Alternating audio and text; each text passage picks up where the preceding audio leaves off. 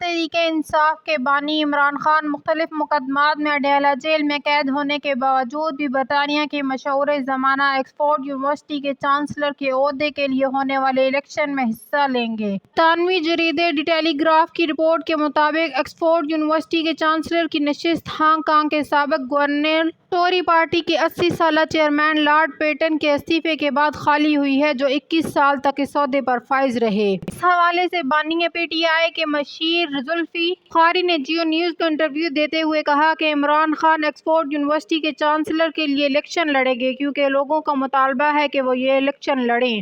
انہوں نے بتایا کہ عمران خان سے اجازت ملنے کے بعد ہم اس خبر کا باضابطہ اعلان کریں گے اور دستخطی مہم شروع کریں گے۔ زلفی بخاری نے مزید کہا کہ اس وقت اس عہدے کے لیے بانی پی ٹی آئی سب سے موزوں شخص ہے اور ہمیں امید ہے کہ وہ الیکشن جیت جائیں گے۔ برطانوی جریدے دی ٹیلی گراف رپورٹ کے مطابق یہ بھی بتایا گیا ہے کہ یہ پہلا موقع ہوگا جب آکسفورڈ یونیورسٹی کے چانسلر کا الیکشن روایتی طریقہ کار کے برعکس آن لائن ہوگا۔ چانسلر کے الیکشن کے روایتی طریقہ کار کے مطابق یہ عہدہ عام طور پر اس یونیورسٹی سے تعلیم حاصل کرنے والے طلباء کو دیا جاتا ہے اور الیکشن کی تقریب میں تمام امیدواروں کو مکمل پروٹوکول کے ساتھ ذاتی طور پر شرکت کرنی ہوتی ہے۔ رپورٹ کے مطابق بانی پی ٹی آئی کا اس الیکشن میں سابق برطانوی وزیر اعظم ٹونی بلیئر اور بورس جانسن سے سامنا ہے، اس لیے یہ مقابلہ سخت ہوگا۔ یاد رہے کہ عمران خان نے 1972 میں آکسفورڈ یونیورسٹی کے کیبل کالج سے اکنامکس اور پولیٹیکل ڈگری حاصل کی تھی اور یونیورسٹی کی کرکٹ ٹیم